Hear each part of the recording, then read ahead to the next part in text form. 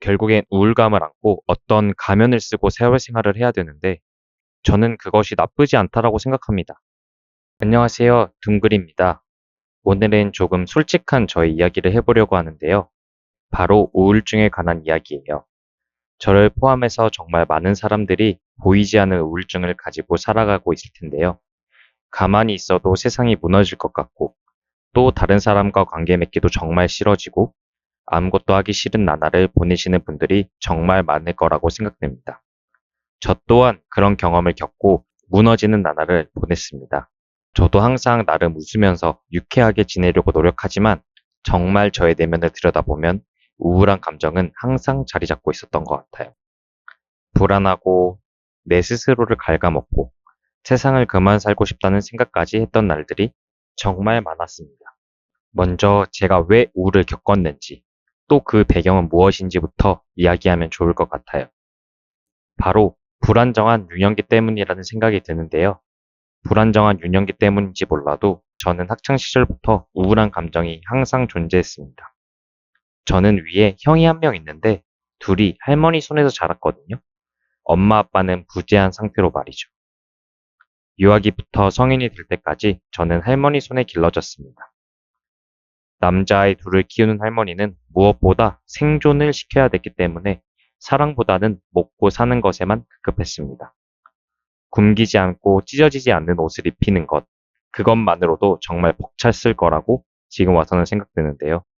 할머니도 마땅한 직업이 없으시고 폐지나 깡통 같은 것을 줍고 밭일 같은 것을 도와주면서 저와 형을 키웠던 게 기억이 납니다. 괜히 어렸을 때 할머니가 집에 안 들어오면 우리를 버렸나? 안 들어오면 어떡하지? 라는 생각을 항상 달고 살았던 것 같아요. 할머니가 주무실 때도 숨은 잘 쉬고 있나? 확인하고 말이죠. 버려지는 것에 대한 두려움, 그 두려움이 어렸을 때부터 전 자리 잡고 있었습니다. 그러다 보니 누군가 나를 정말 사랑하고 있구나 보다는 버려지는 두려움, 눈치 보는 두려움, 모르면 큰일 날 것 같은 위압감 같은 것이 저에게 늘 자리 잡았죠. 저의 타고난 기질은 정말 밝고 춤추는 거 좋아하고 남들과 함께 지내는 것을 정말 좋아하던 아이였다고 객관적으로 판단됩니다. 초등학생 때는 그나마 밝아서 거의 학급 임원을 다 했었지만 조금씩 자아가 정립되기 시작하는 순간부터 인간관계가 힘들더라고요. 내가 뭐 잘못한 거 있어? 라는 말을 엄청 하고 괜스레 나답지 않은 것들로 그들의 관심과 주목을 받으려고 애썼던 것 같아요. 그 안에서 저는 정말 저를 잃어갔습니다.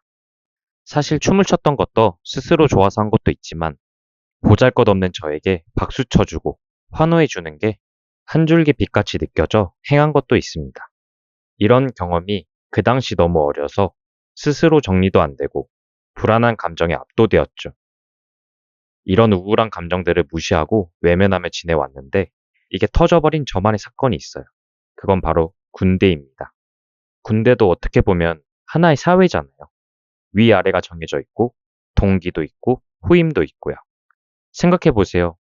갑자기 모르는 사람들을 한 군데 모여놓고 같이 지내면서 친해져야 한다는 것이 큰 하나의 자극이라고 생각합니다. 훈련소 때도 정말 힘들었어요. 전역하신 분들은 아실 거예요. 훈련소에서 쓰는 소나기라는 일기. 거기엔 힘들고 지치고 우울했던 감정을 막 적었습니다. 그래도 나름 잘 지내려고 애썼어요. 힘들었지만 잘 해냈습니다. 근데 너무 잘 해낸 덕분일까요? 전방 수색중대에서 저를 차출해 데려갑니다. 거기서의 삶은 정말 눈물의 연속이었던 것 같아요. 처음으로 공황장애 같은 증상도 올라왔습니다. 다 같이 취사장에서 밥을 먹는데 숨이 안 쉬어지고 이 분위기에 압도당해 안절부절 못하고 밥 먹다가 대성통곡한 사건도 있습니다. 그들은 제게 아무것도 안 하고 정말 밥만 먹는 중이었는데도 말이죠.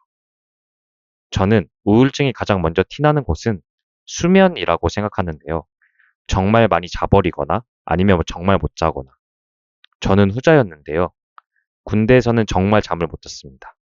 계속 자다 깨다 반복되고 수면 중에도 몸에 힘이 들어가 잠을 설치는 제 자신을 발견하게 됩니다. 항상 테라스에 앉아 바다와 산을 보며 마음을 추스리고 화장실에서 숨죽여 울었던 모습이 뇌리를 스쳐가네요. 사실 이런 이야기를 하는 것도 굉장히 쪽팔리고 나의 치부를 드러내는 것 같아 힘이 들지만 제 이야기가 남들에게 도움이 되었다면 좋겠다 생각해 이렇게 털어놓습니다. 이런 경험 또한 받아들이고 그냥 사랑해 주기로 했거든요. 보기 싫으면 어쩔 수 없고. 그래서 본론으로 돌아가 보면 이 우울증을 가지고 결국 세상, 사회생활을 해야 되잖아요. 어떻게 하면 잘할 수 있을까 고민해 봅니다. 먼저 우울증이 있으니 난 사회생활을 못할 거야 라고 수식을 안 하는 것이 중요하다고 생각하는데요. 저도 한때 이런 생각이 너무 깊게 자리 잡을 때가 있었어요. 그러다 보니 모든 일에는 우울이라는 것을 핑계로 무기력하게 행동하는 저를 발견하게 됩니다.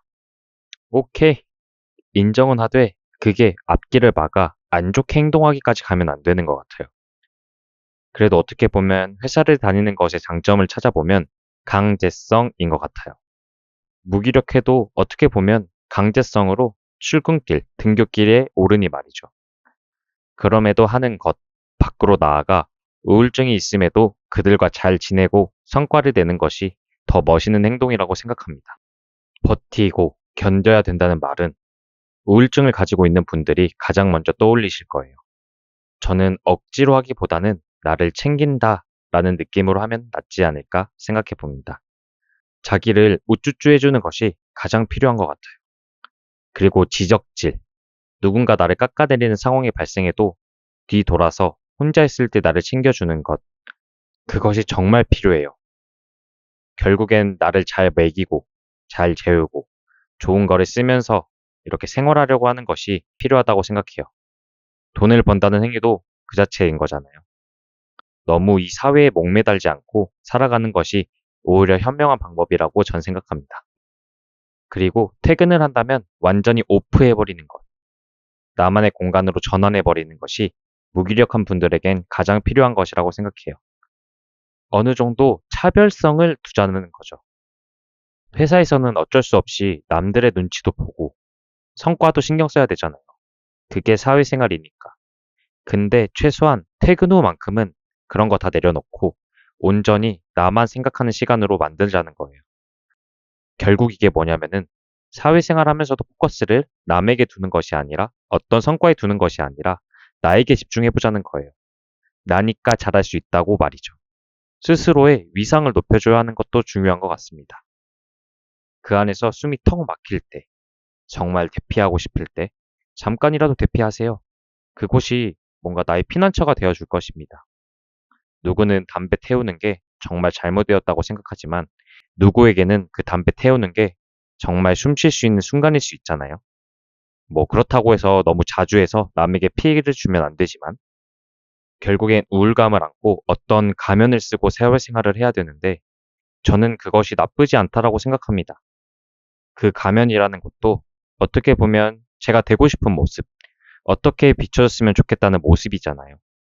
결국 그것도 나의 욕구가 방영되었다고 생각합니다. 이 가면이 정말 나쁠까 생각해 봤는데, 저의 결론은 나쁘지 않다라고 생각이 드는 것 같아요. 이것도 저라는 사실, 나의 욕구라는 또 다른 사실을 깨달았기 때문이죠. 그냥 그렇게 가면을 쓰고 살아가도 괜찮습니다. 사회생활이라는 틀 안에서는 말이죠. 그게 누군가에게 피해가 되지 않거나 범죄를 저지르지 않는다는 선에선 I'm okay, I'm fine. 그리고 SNS를 줄이는 것도 하나의 방법이라고 생각해요. 사실 우울은 어느 정도의 남과의 비교, 내가 생각하는 나의 모습의 기대치에 못 미쳐서 발생할 수 있다고 생각드는데요. SNS는 완벽하고 멋있고 예쁜 사람들이 모여있는 곳이라고 생각되니 지금의 제 자신과 비교하는 게 되는 거죠. 그러다 보니 또 본인의 우물에 빠져버리게 되고 인간은 비교의 동물이라고 저번에도 말씀드렸습니다. 저는 그럴 때 어떻게 하냐면 SNS를 지워버리고 괜찮을 때 다시 설치하던가 팟캐스트나 오디오북, 인사이트 있는 대화만 듣는 것을 진행합니다. 아니면 특정 시간대만 하는 것도 좋은 방법이라고 생각합니다. 그리고 저는 우울을 충분히 누리라고 말씀드리고 싶어요. 이게 끊으려고 하면 더욱 안 끊어지거든요. 아시잖아요. 충분히 무기력을 느끼고 누리면 언젠간 다시 하고 싶은 날이 분명 찾아올 겁니다. 뭐 우울증이 있을 때 밖에 나가라, 운동해라, 감사 일기를 써라. 그것은 도움이 줄 수 있는 행동을 맞는 것 같아요. 지금의 내 모습이 만약 싫다고 느껴지면 이런 것을 한번 해보는 것도 좋은 방법이라고 생각합니다. 저는 우울감은 결국엔 내가 원하는 것을 못하고 있을 때 오는 상황이라고 생각드는데요. 저도 사실 영상을 만들고 아티스트로서 성장하고 싶은 것을 안 하고 있을 때 가장 크게 우울했어요. 지금의 저는 조금씩 하고 있는데요. 만약 지금 현업, 지금 하고 있는 일이 있다고 하면 내가 되고 싶은 나의 꿈을 조금씩이라도 해보는 거예요. 그러다 보면 조금은 호전되는 것을 느낄 수가 있습니다. 저는 좋아하는 일을 해야 된다고 생각하는 쪽이에요. 누구는 반감이 들 수 있겠지만 원하지 않는 일을 주로 하고 있다면 부로써 조금씩 해보는 거예요. 거창하게 말고요. 예를 들어 전 어제 음악 연습실에서 1시간 발성 연습하고 촬영했는데 그것만으로도 좋아하는 일을 하니 너무 보람차다라는 느낌을 받았거든요. 그렇게 해보는 것이 조금은 우울을 벗어났는데 좋은 영향을 주는 것 같습니다. 계속 말씀드리지만 제가 무조건 정답은 아닙니다. 이렇게 해보니 조금 나아지더라 라는 것을 말씀드리는 거예요. 저는 우울증은 절대 완치가 안 된다고 생각합니다. 없애려고 하면 할수록 더 안 없애지거든요. 저 또한 가지고 살아갑니다. 우울감을 없애려고 하는 것보다, 완치하려고 하는 것보다 그냥 안고 살아가는 것. 그 안에서 빈도와 크기는 나의 행동으로 조절할 수 있다고 생각해요. 우중충한 날씨에 비가 온다면 우산을 쓰고 걸어야 하잖아요. 각자의 마음에도 우산과 같은 역할을 해야 된다고 생각합니다. 화창한 날이 있으면 폭풍 부는 날도 있는 것처럼 말이죠. 이 영상을 듣고 있는 분들이 있다면 어쩌면 하루하루 견디고 있을 분이 많다라고 생각합니다. 이렇게 버티고 있는 것도 이미 대단한 일을 하고 있다라고 생각해 보자는 거예요. 만약 어떤 사람 때문에 내가 우울하다면 내 앞에 있는 저 사람도 별 볼 일 없는 인간이구나 라고 생각하면 좋을 것 같습니다. 너 뭐 돼? 라는 말이 나에게 힘을 줄 겁니다. 저 또한 뭐 되지 않죠. 그러니까 그냥 살아가는 거예요. 우울해도 말이죠. 그 안에서 완벽함을 버리는 것도 중요합니다. 당연히 불안하죠. 인간이니까. 당연히 완벽하지 않고요. 인간이니까. 그러니까 그냥 오히려 감당해야 된다라고 생각하니까 훨씬 편안해지더라고요. 우울해도 괜찮음. 힘들면 힘든 거지. 그런데 괜찮은 척은 필요하다고 생각해요. 별로 약점을 드러내지 않는 것이 나를 지키는 진짜 힘이니까 말이죠. 너 앞에서는 괜찮은 척 할게.